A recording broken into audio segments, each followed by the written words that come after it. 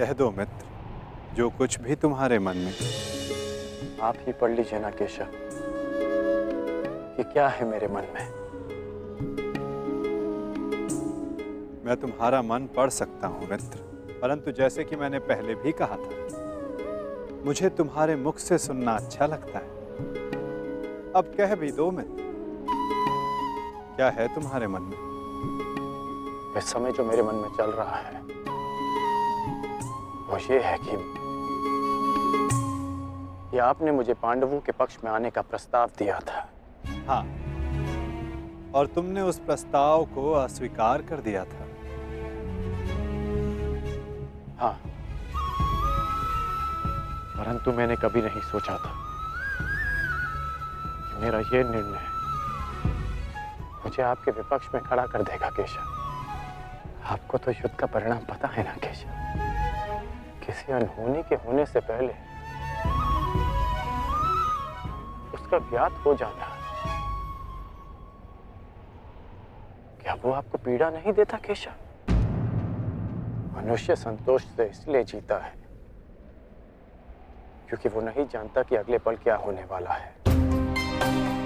वो नहीं जानता कि वो जीवित रहेगा या वो मर जाएगा।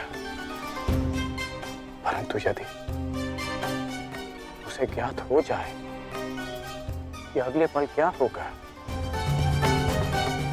या वो कब मर जाएगा, तो आपको नहीं लगता कि उसके आने वाले पल भय और चिंता में बीतेंगे?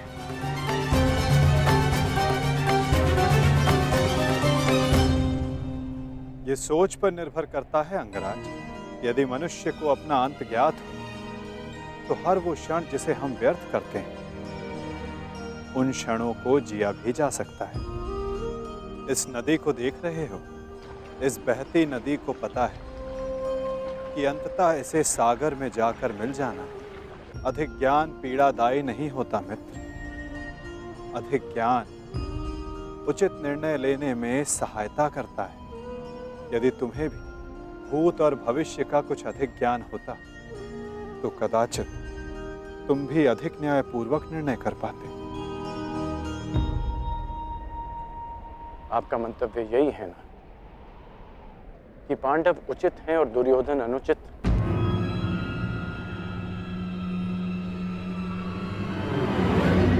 क्षमा कीजिएगा, परंतु मैं आपकी इस बात से सहमत नहीं हूं।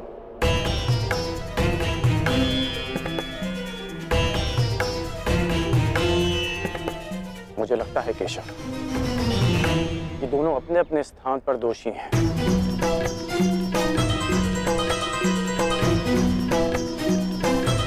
और इसी कारण से दोनों अपनी अपनी दृष्टि में निर्दोष और सही हैं। यदि दोनों ही दोषी तो तुम निष्पक्ष क्यों नहीं हो जाते मित्र? क्योंकि मुझे लगता है कि दुर्योधन युधिष्ठिर से कहीं अधिक सक्षम शासक सिद्ध होगा। इतने अधर्म करने के पश्चात भी? हाँ, क्योंकि वो युधिष्ठिर की भांति धर्मराज होने का ढोंग नहीं करता। आप ही बताइए केशव कि जिसने स्वयं की पत्नी को दांव पर लगा दिया हो, जिसने द्यूत के कुचक्र से निकलकर स्वयं को द्यूत में फिर से फंसा लिया हो, वो कैसा धर्मराज?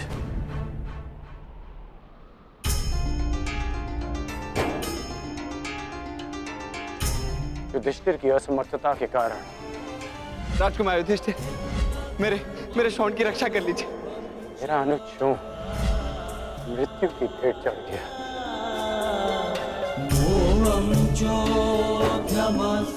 जब मुझे सूतपुत्र कहकर रंगभूमि की स्पर्धा में भाग लेने के लिए अयोग्य घोषित कर दिया गया था, राजकुमार के साथ द्वंद्व की अनुमति एक सूतपुत्र को नहीं दी जा सकती।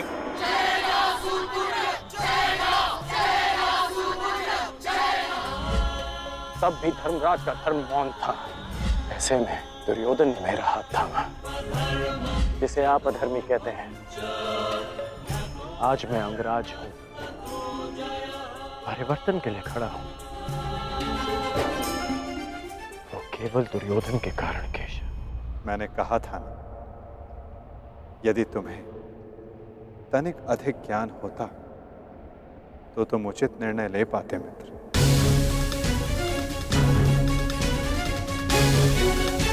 मैं समझा नहीं। तुम सदा स्वयं को सूत पुत्र समझते आए होकर,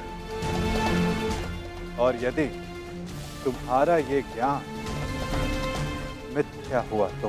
मिथ्या? हाँ कर, क्योंकि तुम्हें तो पता ही नहीं कि तुम वास्तव में हो कौन। मुझे ज्ञात है कि मैं कौन हूं, और मुझे गर्व है कि मैं अधिरथ पुत्र कर्ण हूं, राधे पुत्र कर्ण हूं, सूत पुत्र कर्ण हूं।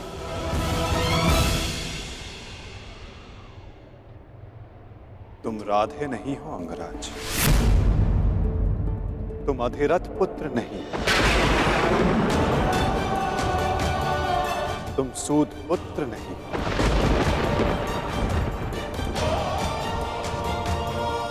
तुमने कभी ये नहीं सोचा कर्ण कि एक सूत पुत्र के शरीर पर दिव्य स्वर्ण से मड़ित कवच और कुंडल क्यों है?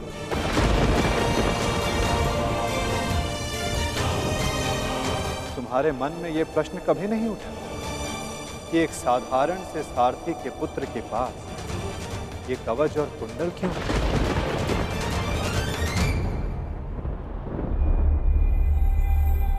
क्या तुम ये सोचकर कभी व्याकुल नहीं होते कर्ण कि तुम शेष से इतने भिन्न क्यों हो? तुम सूर्य पुत्र कर्ण, सूर्य पुत्र कर्ण, सूर्य पुत्र कर्ण, सूर्य पुत्र कर्ण।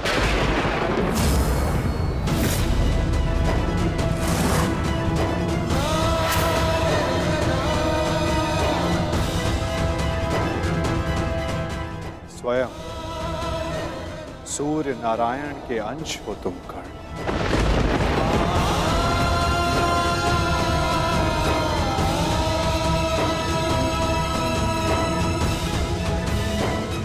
यह सत्य है, मेरे पिता अधिरथ हैं, और मेरी माता राधा।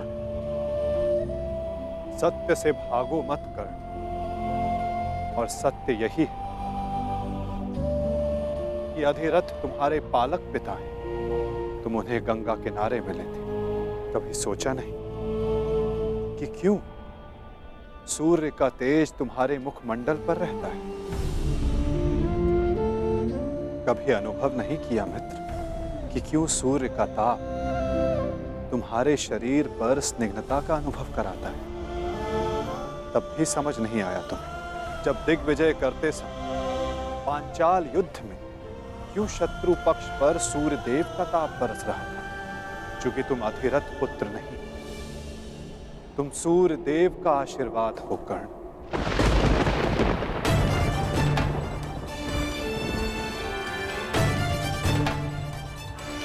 यदि मैं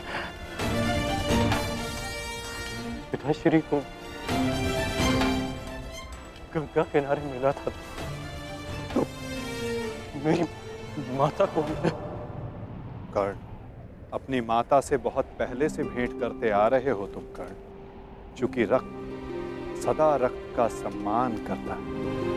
कभी सोचा है कि वो कौन है जिनके समक्ष आते ही तुम्हारी दृष्टि उनके पांव की ओर चली जाती है? वो कौन है जिनसे हर युद्ध से पूर्व उनका आशीष लेने का तुम्हारा मन करता है? कौन है कर्ण जो सदा तुम्हें अपने पुत्रों के समान प्रेम करती है? वो कौन है जिनकी आंखें तुम्हें देखते ही भर आती हैं? अर्जुन से द्वंद्व होने के पश्चात भी तुमने कभी पांडवों का अहित नहीं चाहा, कभी उनकी रक्षा की, कभी उन्हें चेतावनी दी। क्यों कर्ण? इसलिए नहीं कि तुम न्याय चाहते, अपितु इसलिए कि तुम्हारी धमनियों में बहता हुआ रक्त तुम्हें पुकार रहा था। हाँ कर्ण, तुम राधे नहीं कुंती पुत्र हो, पांडवों के ज्येष्ठ। हाँ कर्ण, बुआ कुंती ही तुम्हारी माता है और तुम उनके ज्येष्ठ पुत्र।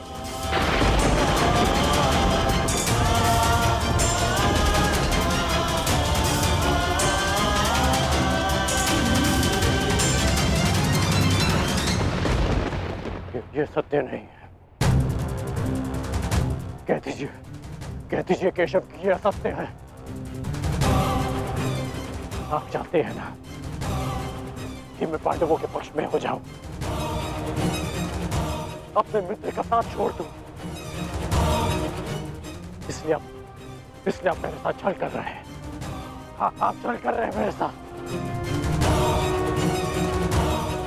यदि मेरा कथन तुम्हें छल लगता है मित्र, तो जाओ स्वयं उनसे जाकर पूछो जिनके नाम से तुम संसार को अपना परिचय देते।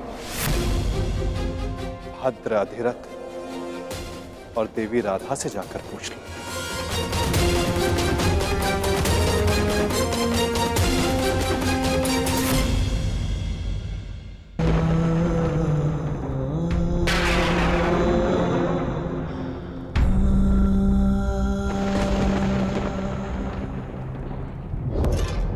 आ गए?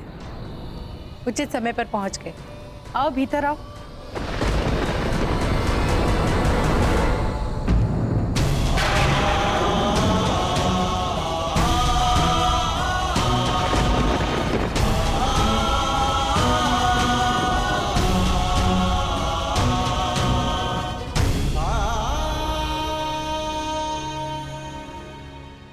क्या हुआ पुत्र?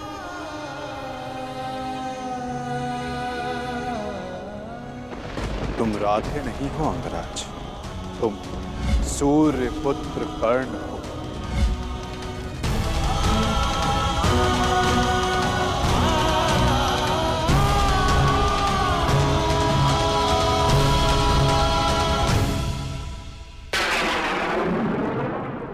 एक बार फिर से पुत्र कहकर पुकारिए ना। पुत्र?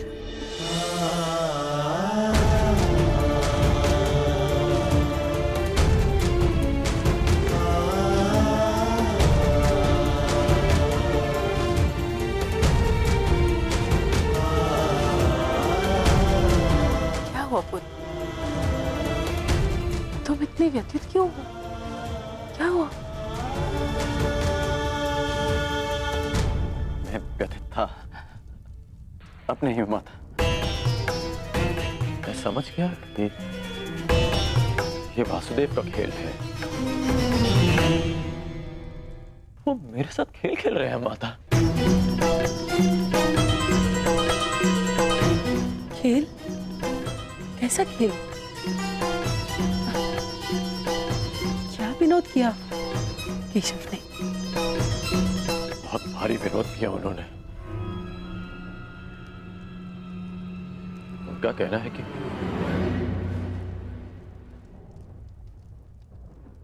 आप दोनों मेरे बालक माता पिता हैं।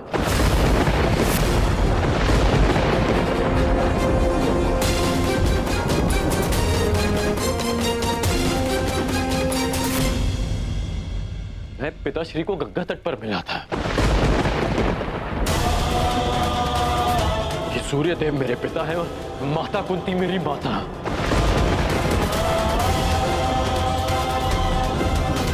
परंतु मुझे विश्वास है कि यह सत्य है।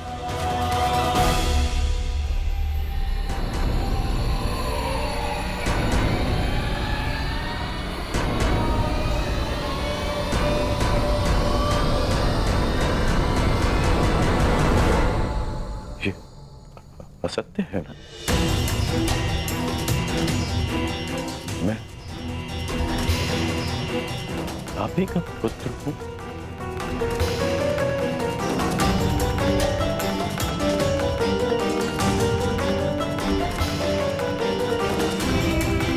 मैं आप ही का पुत्र हूं ना?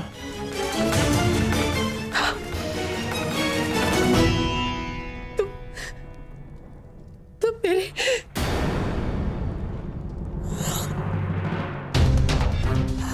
क्या हुआ माता?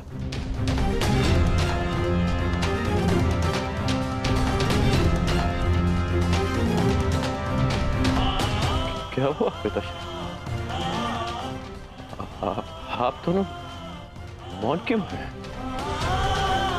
कहिए ना कि आप ही मेरी माता है। कहिए ना कि मैं आपका पुत्र हूँ। कहिए ना कि आप मेरी माता है। कहिए ना कि आप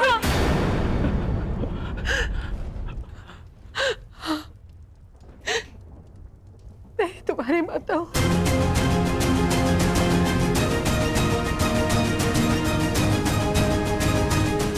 परंतु दात्री नहीं।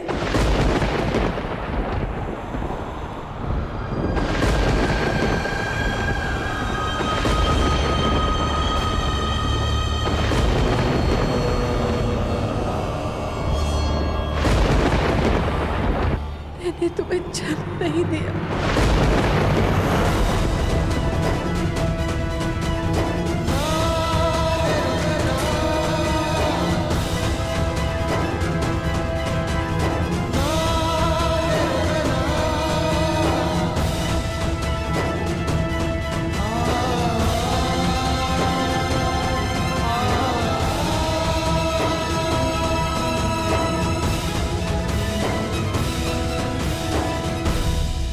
इतने वर्षों से हमने तुमसे ये सत्य छुपा कर रखा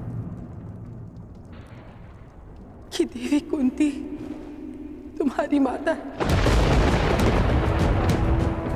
इसी कारण हम न तुम्हें धनुर्विद्या सीखने देना चाहते थे और न रणभूमि में जाने देना चाहते थे, क्योंकि देवी कुंती तुम्हारी जन्मदात्री है। केशव ने तुमसे कदाचित असत्य नहीं कहा। तुम मेरे पुत्र नहीं।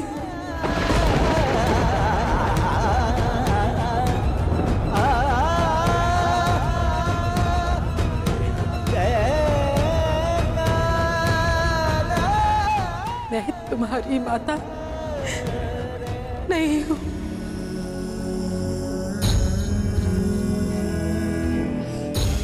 आप असत्य कह रही हैं कि आप मेरी माता नहीं हैं। यदि ऐसा होता तो क्यों बचपन में जब मुझे भूख लगती थी तब आपको स्वयं ज्ञात हो जाता था? जब मुझे निद्रा आती थी तो कौन मुझे अपनी गोद में सुलाता था?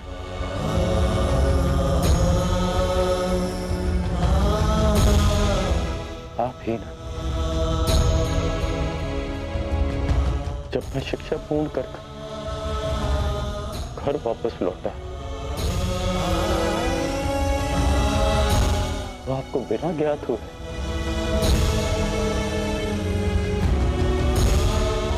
कैसे पता चल गया कि मैं आ गया और आपने अधिक भोजन बनाया?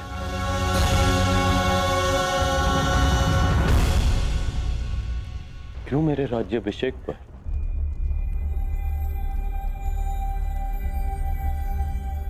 पिताश्री के शपथ देने के पश्चात भी आप मुझे छुप कर देखने आई थी? जब मैं अंग जा रहा था तब क्यों मुझे परिवर्तन का आशीष दिया?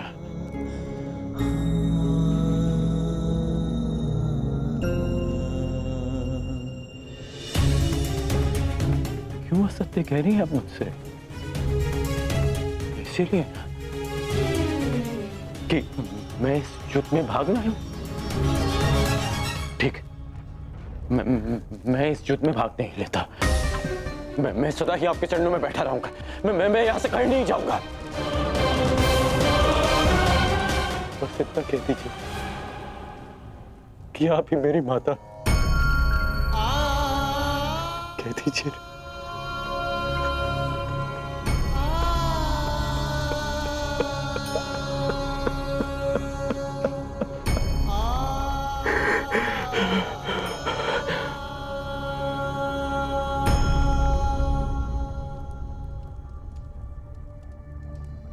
आपके अश्रुओं ने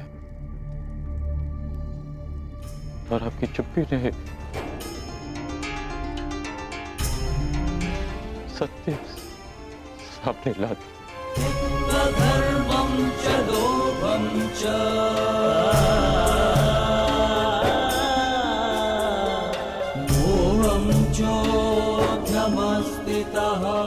धन्य है आप तो।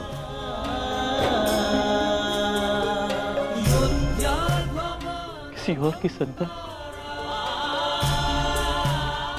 इतना प्रेम दे।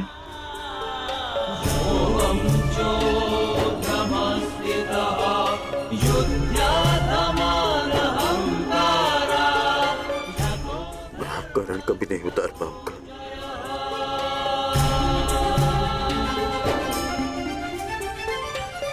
अब मेरा सत्य भी सुन लीजिए। मैं सदा प्राधिकरण ही कहलाऊंगा।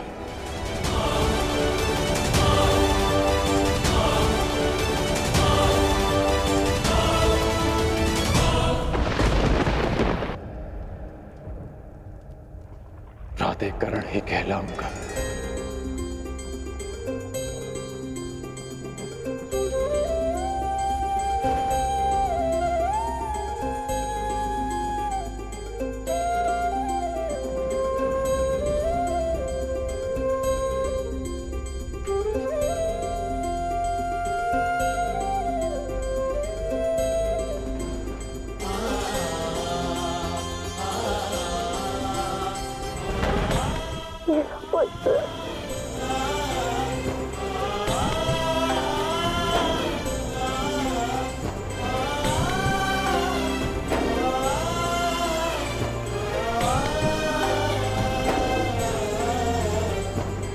कहाँ जा रहे हो पुत्र? उनके पास जो मेरे प्रश्नों से भयभीत होकर छिपकर बैठे हैं। सूर्य देव के पास।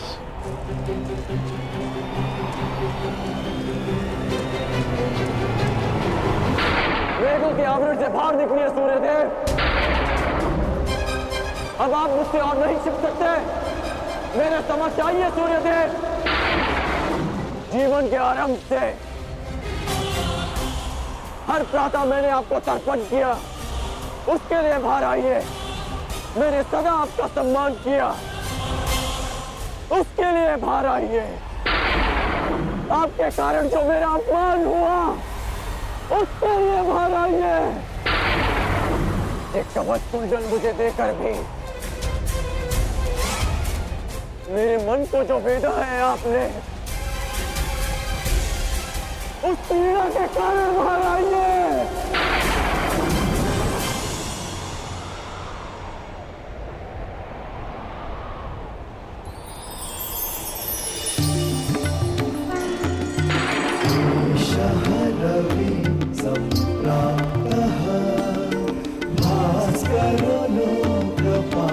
उत्कर्ण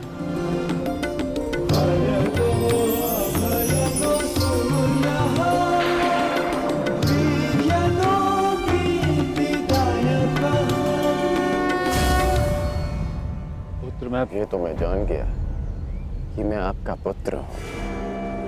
आगे कहिए सूर्यदेव। पुत्र मैं विवश था, तुम्हारे जन्म के लिए भी और तुम्हारी पहचान छिपाने के लिए भी। महर्षि दुर्वासा ने देवी कुंती की सेवा से प्रसन्न होकर उन्हें यह आशीर्वाद दिया कि वो जिस भी देवता का आवाहन करेंगी वो उन्हें पुत्र देंगे। देवी कुंती बालिका थी, उन्हें लगा कि कहीं ये वरदान मिथ्या तो नहीं, और उन्होंने खेल खेल में मुझे ये आह्वान दिया और वरदान से विवश होकर मुझे उन्हें अपना अंश देना पड़ा।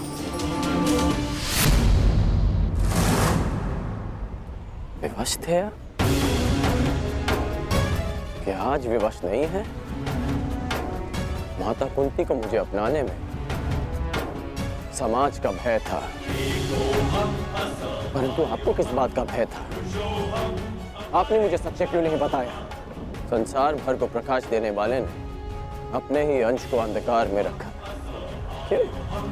जब संसार मुझे सूत पुत्र कहकर नीचा दिखाता रहा, तब आपकी दृष्टि क्यों नहीं झुकी? जब सब मुझसे मेरा अधिकार छीनते रहे, तब आपके अहंकार को ठेस क्यों नहीं पहुंची? क्यों तब तक आप मेरी प्रतीक्षा करते रहे, जब तक मुझे स्वयं ज्ञात नहीं हो गया कि मैं आपका पुत्र हूं? क्यों मुझसे सत्य को दूर रखा आपने? क्यों? मैं मानता हूं कि मैंने तुम्हें सत्य से दूर रखा, परंतु मैं सदैव तुम्हारे साथ था। मैं नहीं चाहता था कि समाज को इस बात का ज्ञान हो। मैंने तुम्हें ये कवच और कुंडल इसलिए दिए ताकि तुम अपने हृदय को और भी अधिक बलशाली बना सको। तुम्हें समाज की कठोरता को सहने की शक्ति मिले। मुझे क्षमा कर दो। आपके अश्रु मुझे सांत्वना नहीं दे रहे, अपितु भान करा रहे हैं कि मैं आपके लिए केवल एक फूल के अतिरिक्त और कुछ नहीं था।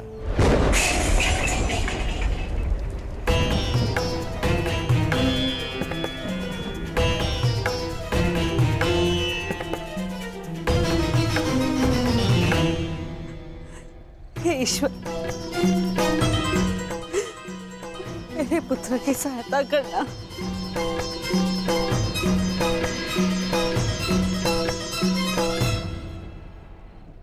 जो स्वयं की सहायता करना जानते हैं, ईश्वर भी उन्हीं की सहायता करते हैं बुआ।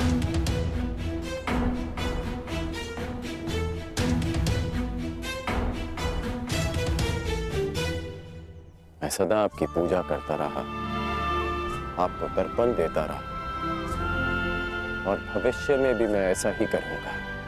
मैं सदा आपका सम्मान करूंगा, क्योंकि मेरे लिए आप सदैव सबसे शक्तिशाली रहे।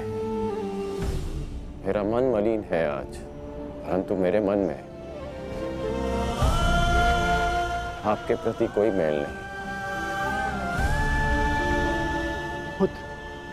एक बार अपने मुख से आपके जाने का समय आ गया है। कल प्रातः आपको सबके जीवन को अंधकार से निकालना है। विश्राम कीजिए पिताश्री। कल्याण हो तुम्हारा। ऐसी अवस्था में भी तुमने अपने पिता को तृप्त किया। धन्य हो तुम दानवीर कर्ण।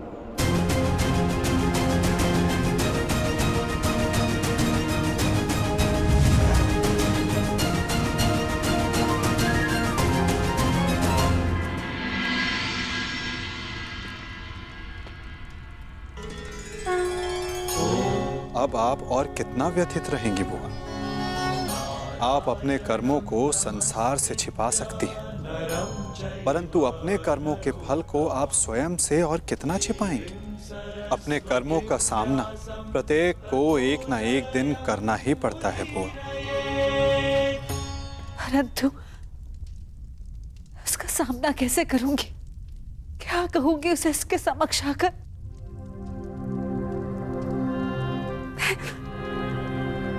मैं कैसे उसे समझाऊंगी कान्हा? क्या ये सब इतना सरल है? यदि सब कुछ इतना सरल होता तो जीवन जीवन नहीं होता बुआ। मनुष्य को अपने भय का, अपने अतीत का सामना करना ही पड़ता है, और ये भेंट जितनी शीघ्र हो, मन से बोझ उतनी ही शीघ्र उतर जाएगा बुआ। जाइए बुआ, समय आ गया है सत्य का सामना करने का। समय आ गया आपको आपके ज्येष्ठ पुत्र से मिलने का।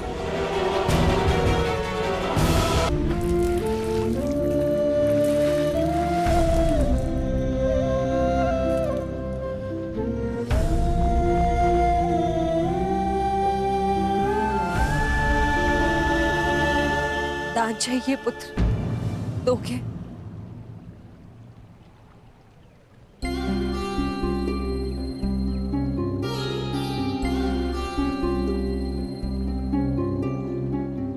सुना है। प्रातःकाल सूर्य को अर्घ देते समय यदि तुमसे कोई कुछ भी मांगे तो तुम कभी मना नहीं करते, उसकी इच्छा पूरी करते हो। इसलिए मैं भी कुछ मांगने तुम्हारे समक्ष आई हूं कि इस दुर्भाग्यशाली माता को क्षमा दान दे पाओगे पुत्र?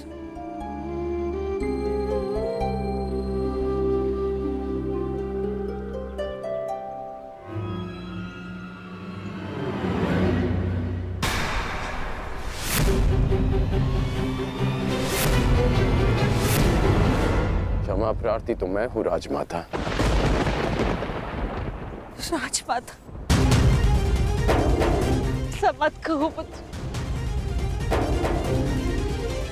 क्यों? क्या अनुचित कह दिया मैंने? ये कि सत्य जानने के पश्चात भी मैं आपको राजमाता क्यों कह रहा हूं? मैं आपके गले क्यों नहीं लग रहा हूं? आपके चरण स्पर्श कर आपको माता और जननी क्यों नहीं पुकार रहा हूं? कहिए, क्या अनुचित कर रहा हूं मैं राजमाता? मैं आपको माता कहकर इसलिए नहीं पुकार रहा क्योंकि यह आपका कर्म फल है। आपने भी तो इसी भांति वर्षों तक ऐसा ही व्यवहार किया मेरे साथ, आशीष दिया, परंतु कभी अपना पुत्र कहकर नहीं पुकारा, अश्रु बहाए परंतु कभी मुझे गले से नहीं लगाया, कभी मुझे ममता नहीं थी। और आज वही माता मेरे समक्ष प्रेम जताने के लिए आ गई है। अधिकार का भाव कर्तव्य पूर्ण करने से मिलता है। आपने अपना कर्तव्य कभी पूर्ण नहीं किया, आज अधिकार जताने क्यों आ गई? मुझ पर आरोप लगाने से पूर्व मेरी व्याथा तो सुन लो पुत्र। मैं विवश थी जब तुम्हारा जन्म हुआ। मैं अविवाहित थी पुत्र। क्या करती मैं? मुझे तुम्हें त्यागना पड़ा। विश्वास मानो पुत्र, अनजाने में हुए अपराध का बोझ मैं आज तक अपने कंधे पे लिए हूँ।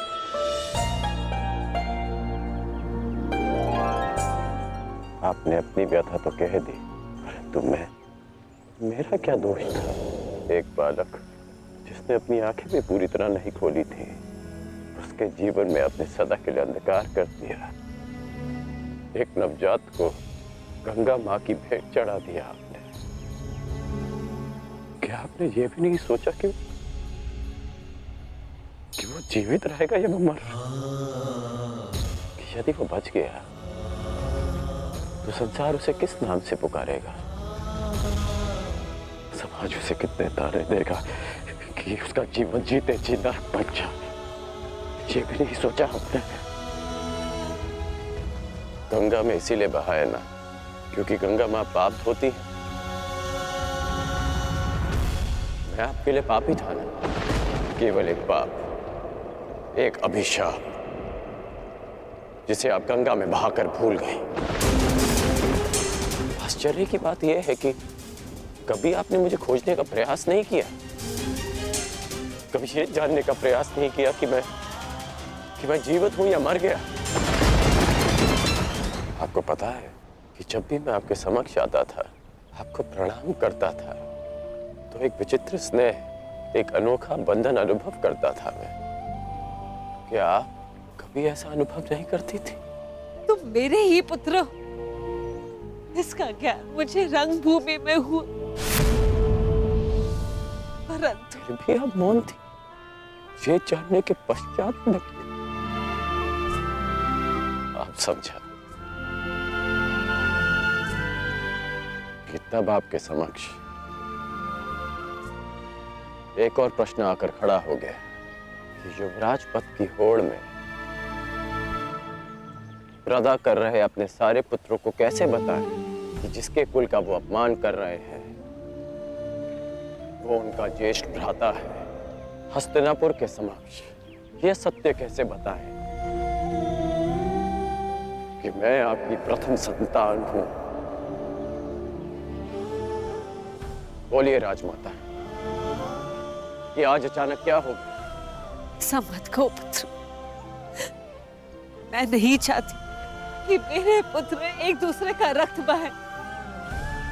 मुझसे सहन नहीं होता पुत्र, मुझसे सहन नहीं होता। समझ गया कि आप यहाँ मेरे लिए नहीं, अर्जुन के लिए आई। कि आप मुझसे क्षमादान मांगने नहीं, अर्जुन का जीवन दान मांगने आई। अर्जुन का जीवन दान मांगने आई। आप यहाँ इसलिए आई कि मैं अर्जुन का वध ना करूं। ऐसा मत कहो पुत्र। मैं नहीं चाहती कि मेरा कोई भी पुत्र एक दूसरे का वध करे। ठीक है, समस्त हस्तिनापुर के समक्ष ये स्वीकार कर सकती हैं कि मैं आपका ज्येष्ठ पुत्र हूं।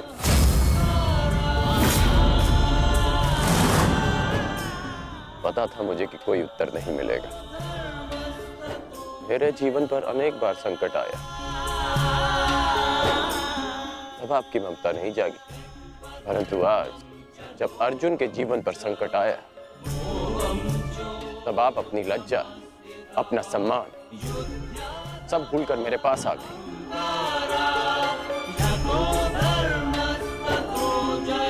सत्य में अर्जुन बहुत भाग्यशाली है कि उसे आपकी ममता मिली। मैं भले ही अर्जुन को युद्ध के द्वंद्व में हरा दूं, परंतु आज उसने मुझे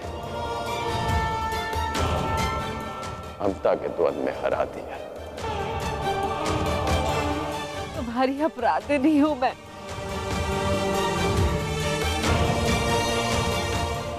इस अपराध बोध को और मत बढ़ाओ। इस युद्ध में भाग मत लो पुत्र। अपने अनुजों से युद्ध मत लड़ो पुत्र। बस एक बार कह दो कि तुम मेरे पुत्र हो कर्ण। हाँ, मैं आपका पुत्र हूं।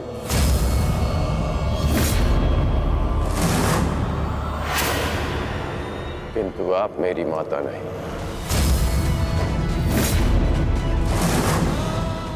सदा स्मरण रखिएगा राजमाता कि इस सूत पुत्र की माता का नाम राधा है। मैंने अवश्य कौंतेय बनकर जन्म लिया, परंतु संसार मुझे सदा राधे कर्ण के नाम से जानेगा। मैं सूर्य पुत्र कर्ण हूं, किंतु मेरे पिता का नाम अधिरथ है। मुझे स्वयं को सूर्य पुत्र के स्थान पर सूत पुत्र कहने में अधिक गर्व अनुभव होगा। आप माता हैं अर्जुन की, सभी पांडवों की, क्योंकि आपने उन्हें पाला पोसा बड़ा किया, प्रेम दिया। और आश्चर्य की बात तो यह है कि आप आज भी उन्हीं की माता बनकर इस सूत पुत्र राधे कर्ण के पास आई हैं, ये आश्वासन पाने कि आपके पुत्र सुरक्षित रहें। मेरे द्वार पर आए किसी भी याचक को रिक्त हाथ लौटने नहीं दे सकता मैं। राजमाता, मैं आपको रिक्त हाथ लौटने नहीं दूंगा। मैं वचन देता हूं कि इस महाभारत के पश्चात आपके 5 पुत्र जीवित रहेंगे, केवल 5। यदि अर्जुन ने मेरा वध किया तो भी, और मैंने अर्जुन का वध किया तो भी। यदि अर्जुन मेरे हाथों वीर गति पाता है तो मैं सब कुछ छोड़कर आपके पास आ जाऊंगा।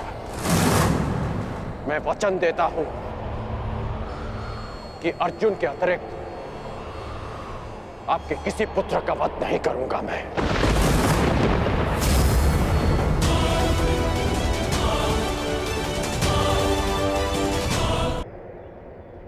कि किसी और पुत्र का वध नहीं करूंगा मैं। वचन देता हूं मैं। अब जाइए राजमाता, गंगा में त्यागे गए इस राधे के पास अब आपको देने के लिए कुछ और शेष नहीं है।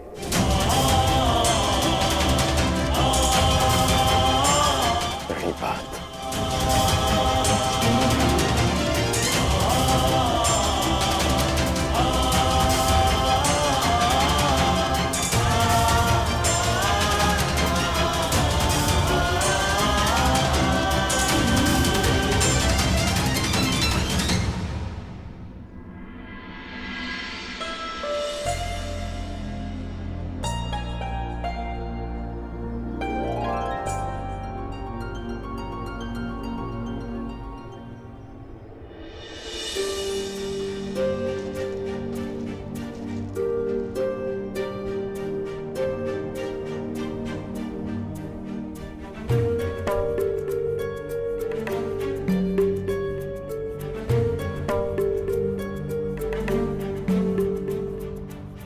सत्य कल्पना से अधिक सुंदर भी हो सकता है और अधिक कष्टकारी भी। मैं जानता था कर्ण, परंतु मैं ये कभी नहीं चाहता था कि तुम इस कष्ट को सहो। अगर आप ऐसा नहीं चाहते तो ऐसा नहीं होता केशव। एक बात मैं समझ चुका हूं कि इस सृष्टि में सब आप ही की इच्छा से होता है, आप ही के अनुसार होता है, ठीक वैसे ही जैसा आप चाहते हैं। पीड़ा केवल कष्ट नहीं देती मित्र, पीड़ा कभी कभी हमें उचित मार्ग चुनने में हमारी सहायता भी करती है। एक पीड़ा कभी कभी हमारे अन्य कष्टों का निवारण भी करती है। कर्ण, इस सत्य का भान होना तुम्हारे लिए उचित था, परंतु अब मैं तुमसे ये जानना चाहता हूं कि इस पीड़ा का तुम सकारात्मक प्रयोग कैसे करोगे। जिस सत्य ने मेरे जीवन को, मेरे विश्वास को नकारात्मकता से भर दिया, उसमें क्या सकारात्मकता केशव? उसमें क्या भलाई दिख रही है आपको? क्यों? क्या ये उचित नहीं कि अब तुम स्वयं को सूद समझने की पीड़ा से मुक्त हो गए हो?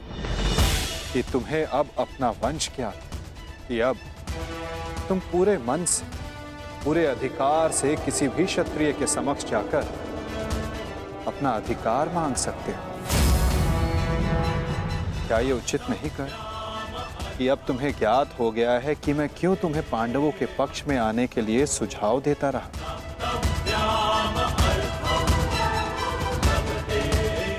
एक सत्य संसार बदल सकता है और अब तुम्हारा संसार बदल चुका है मित्र। तो क्या ये श्रेष्ठ नहीं कि तुम अपना पक्ष और निर्णय दोनों बदल दो? तुम सबसे ज्येष्ठ कौन्तेय होकर अर्जुन, भीम, युधिष्ठिर, इन सबसे ज्येष्ठ, और मुझे ये मानने में कोई संकोच नहीं कि तुम अर्जुन से अधिक श्रेष्ठ हो। परंतु ये दो शक्ति, ये दो भाई विपक्ष में क्यों मित्र? यदि तुम और अर्जुन एक पक्ष में हो गए तो सृष्टि की कोई भी शक्ति तुम दोनों के समक्ष छोटी पड़ जाएगी।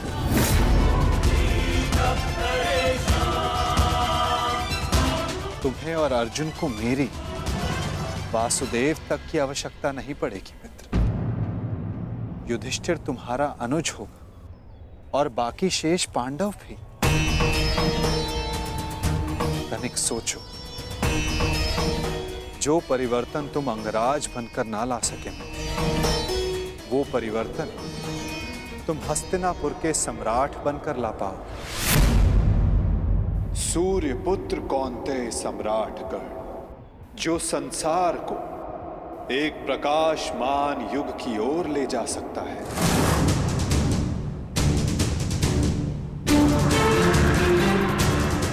मैं केवल तुम्हारे भविष्य की बात नहीं कर रहा हूं कर्ण, मैं उस भविष्य की बात कर रहा हूं जिसकी हस्तिनापुर को आवश्यकता है,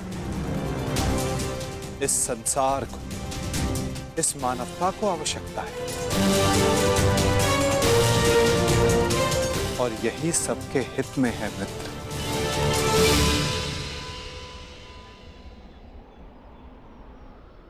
ठीक है, एक बार मैं आपकी बात मान भी लूं, हस्तिनापुर का सिंहासन जीत भी लूं, परंतु क्या मैं प्रजा के मन में सम्मान जीत पाऊंगा? नहीं। सूत पुत्र कहलाकर जितना अपमान सहा, सूर्य पुत्र बनकर उससे कहीं अधिक अपमान होगा मेरा। जिस हस्तिनापुर, जिस संसार की बात आप कर रहे हैं,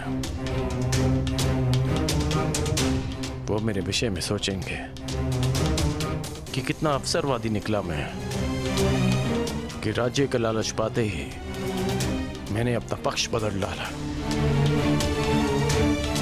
मनुष्य का पक्ष, उसका विश्वास, उसका ईश्वर होता है। मेरे जन्म का सत्य बदल जाने से क्या मैं अपने ईश्वर को बदल डालूं?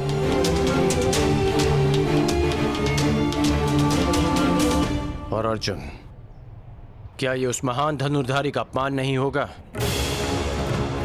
और युधिष्ठिर, जिसने 13 वर्ष वन में काटे, क्या ये उसके अधिकार का हनन नहीं होगा? और दुर्योधन का क्या?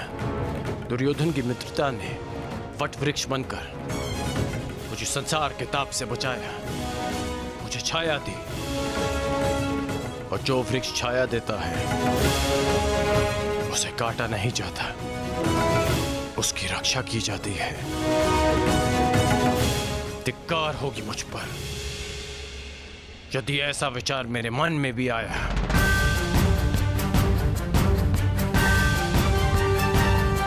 मैंने आपसे पहले भी कहा है कि मैं जन्म में नहीं, कर्म में विश्वास रखता हूं।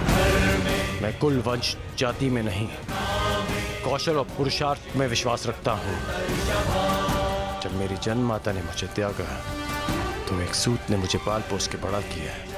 जब कुल और वंश ने मुझे फेंक दिया तब मेरे कौशल ने मुझे उभारा। जब मेरे संबंधियों ने मुझे पहचानने से अस्वीकार कर दिया तब दुर्योधन की मित्रता ने मुझे संभाला। सच कहूं तो आज मैं पहले से भी कहीं अधिक दुर्योधन का ऋणी हो गया हूं। और आप कह रहे हैं कि मैं अपना पक्ष बदल लूं?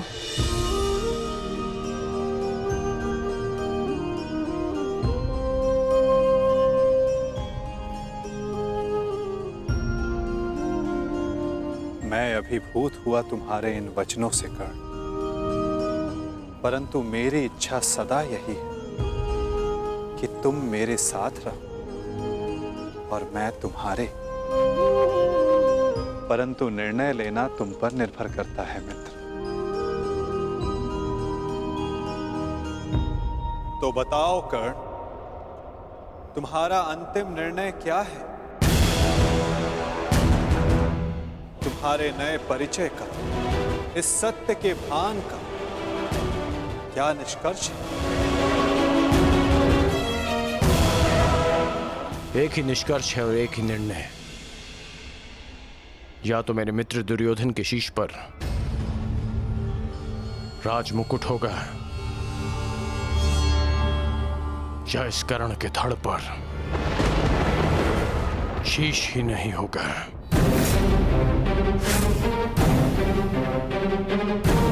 इसके अतिरिक्त और कुछ संभव नहीं है केशव।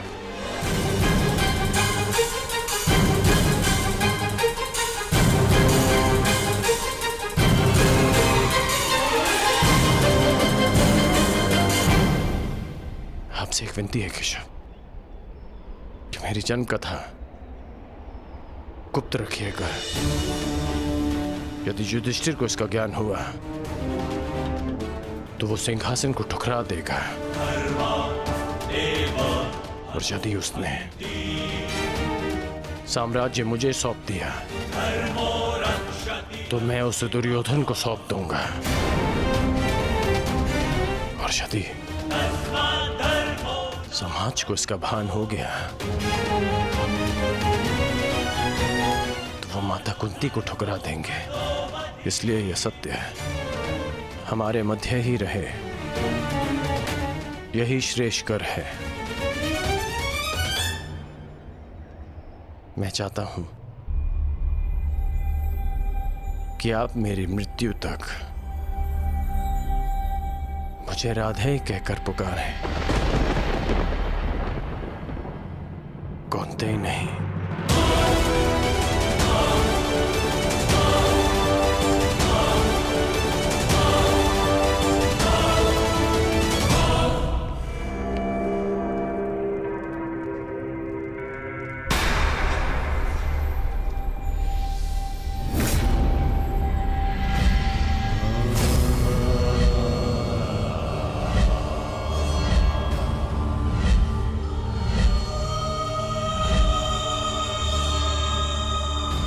यही तुम्हारा भविष्य है, यही तुम्हारा प्रारब्ध, यही अंत है कुरुवंश का।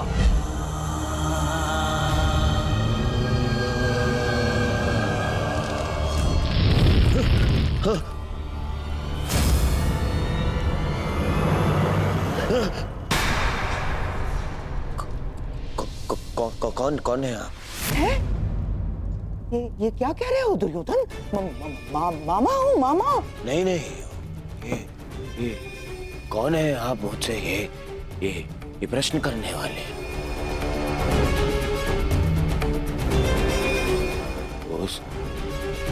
उस छली ने, उस मायावी ने, ये देखिए, ये माया कर गया है मुझ पे। एक भ्रम जाल में फंसा गया है मुझे। दुर्योधन को भयभीत कर गया है वो। और आप भी वहीं थे, हाँ? आपने क्या किया? आप खड़े खड़े मेरा मान देखते रहे। देखो दुर्योधन, तुम भूल रहे हो, वो मैं ही था जिसने उस वासुदेव को बंदी बनाने की योजना बनाई थी। मैं ही था वो। वही तो। देखो, क्रोध करने का समय नहीं है ये, और तुम्हारा ये क्रोध मुझ पर बाद में करना, समझ गए? पहले इस बात से अवगत हो जाओ कि हस्तिनापुर में क्या घटित हो रहा है।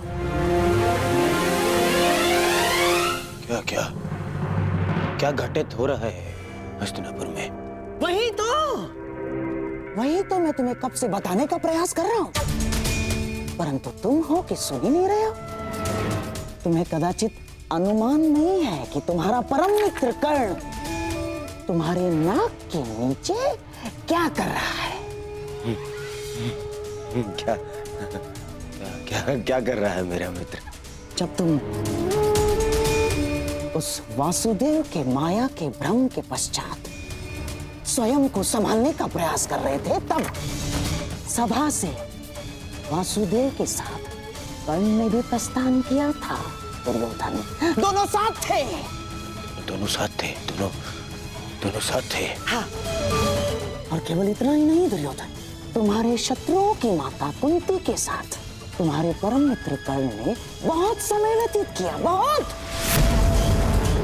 कहीं ऐसा तो नहीं दुर्योधन कि उस छलिए वासुदेव की माया में फंसकर कर्ण पांडवों के पक्ष में? ऐसा हो सकता है ना दुर्योधन? नहीं, ऐसा नहीं हो सकता। ना, हो सकता है। नहीं, मुझे कर्ण से मिलना है। इसे शाल मिलना है।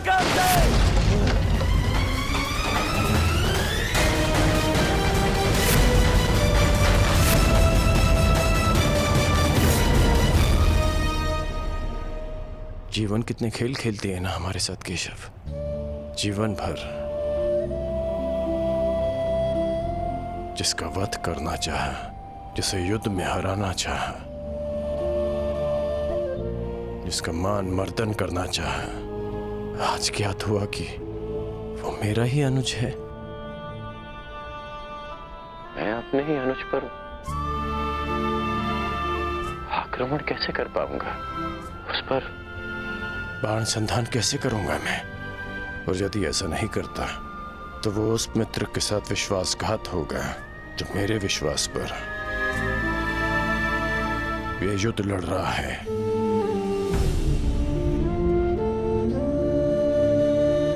क्यों नियति हमारे साथ ऐसा खेल खेलती है? क्यों वो दो भाइयों को शत्रु बनाकर सामने ले आती है? क्यों वो उन्हें एक दूसरे के रक्त का प्यासा बना देती है, जिनकी धमनियों में एक ही रक्त बहता है? ये कैसी नियति है केशव?